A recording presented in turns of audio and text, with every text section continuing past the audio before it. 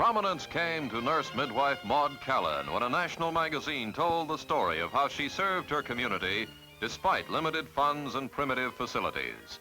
Donations poured in from readers to help realize her ambition, the construction of this clinic, a proud landmark for the people of Berkeley County, South Carolina, to whom Maude Callen has been doctor, dietitian, psychologist, and friend for over 30 years. With full professional training, Maude Callen is one of only 300 registered nurse midwives in the nation, and in one of the areas most affected by the countrywide shortage of doctors, she's eased a tremendous burden for the county's understaffed health department.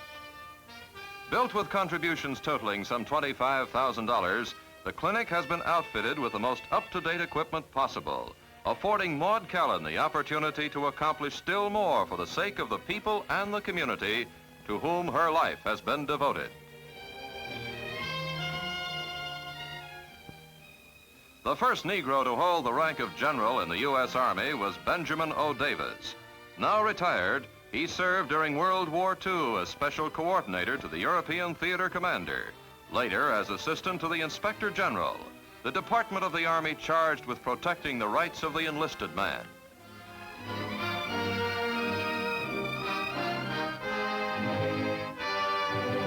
The retirement of Brigadier General Benjamin Davis was marked by special ceremonies at the White House in which President Truman presented a scroll commemorating his half-century in uniform.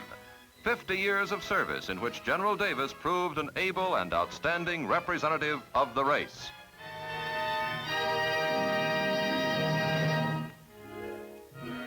One of the country's foremost educators is Dr. F.D. Patterson, president of the multi-million-dollar Phelps-Stokes Fund, which has done much to aid the causes of Negro education and race relations.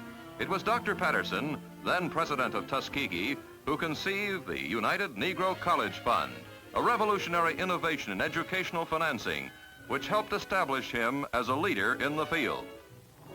Dr. Patterson's international stature led to his choice as one of the 3 U.S. representatives on a World Bank mission to visit Nigeria for a 90-day survey of the area.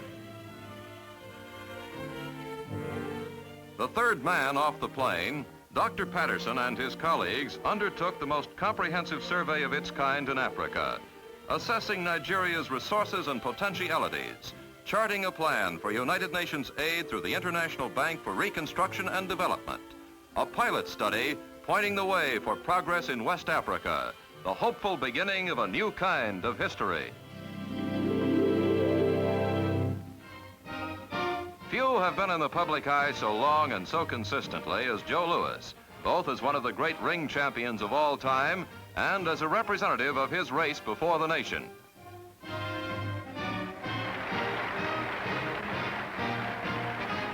During his service in World War II, Joe's tireless patriotic efforts could only reinforce the admiration and respect his great sportsmanship had earned. He was publicly acclaimed by the nation's highest figures.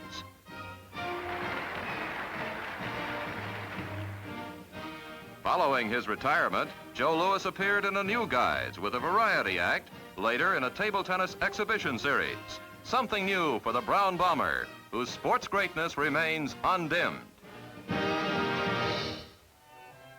A rising star in the musical world is pianist Philippa Schuyler, who recently toured Scandinavia and Europe with enormous success. A concert pianist and composer since the age of 4, Philippa's childhood works were performed by some of the nation's leading orchestras before she reached her teens. Today, Philippa Schuyler's early promise is being realized to the acclaim of the public and critics alike. One of our time's great legal advocates is Thurgood Marshall, whose courtroom arguments have been hailed by the profession for their force and lucidity. Honors are frequent in the life of Thurgood Marshall, whose career has been in the vanguard of those working for the progress of the race. W.C. Handy was in the news again when he remarried at the age of 80. When the famed composer and his bride, for 16 years his secretary, made their first appearance in society as man and wife, hundreds were on hand to offer congratulations. The cutting of the cake was a touching high point of W.C. Handy's party.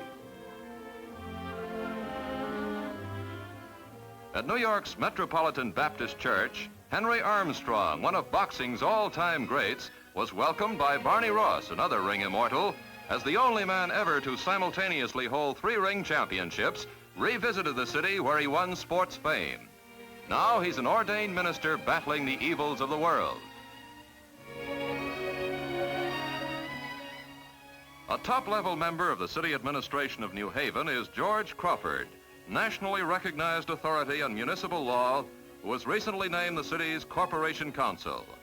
In the course of his half-century legal career, Mr. Crawford has served on many important civic commissions and the boards of both Tuskegee Institute and Talladega College.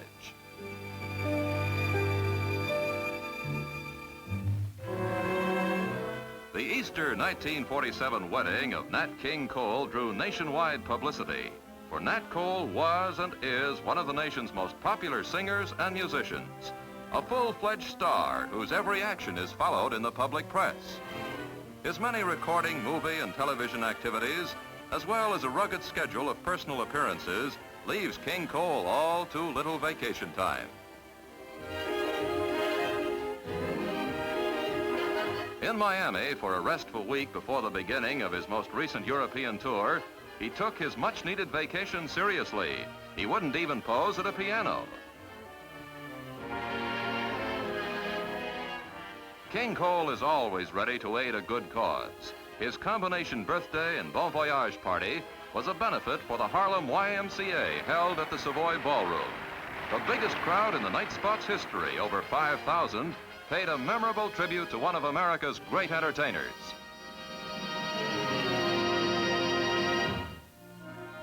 Juan Hernandez, well known for his work in films and on the stage, spends as much time as possible at his Puerto Rican resort when not occupied with acting assignments. A scholarly master of stagecraft, Juan Hernandez received double honors from the island's university in San Juan, a Doctor of Fine Arts degree, plus a professor's appointment, a new role for a famous actor. Matthew Henson is one of the great names in American exploration for the vital part he played in Commodore Peary's historic North Pole expedition of 1909. Many honors have come to him. The first Negro to stand at the top of the world, and the last survivor of the expedition.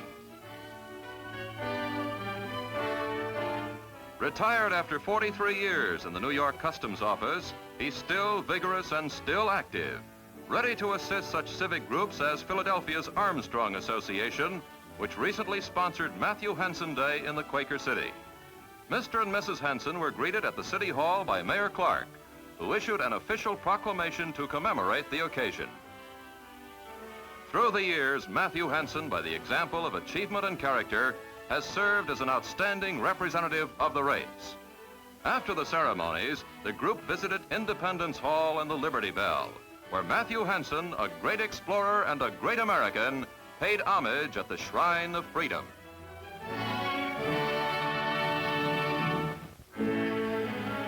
International fame came to Dr. Ralph Bunche in 1949 when he returned from the Near East to report success in negotiations for an armistice between battling Israeli and Arab forces, an achievement which earned him the first Nobel Prize ever awarded a Negro.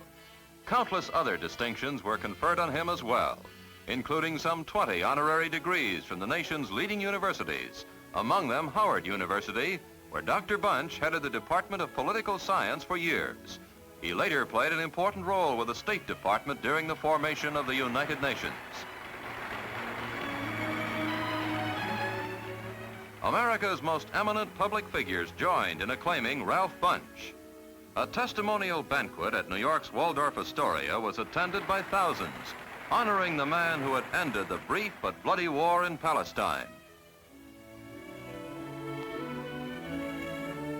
Mrs. Eleanor Roosevelt led the applause for Dr. Ralph Bunche, one of the greatest Negroes of all time, a high-ranking member of the United Nations staff, global statesman and spokesman for some of mankind's highest ideals.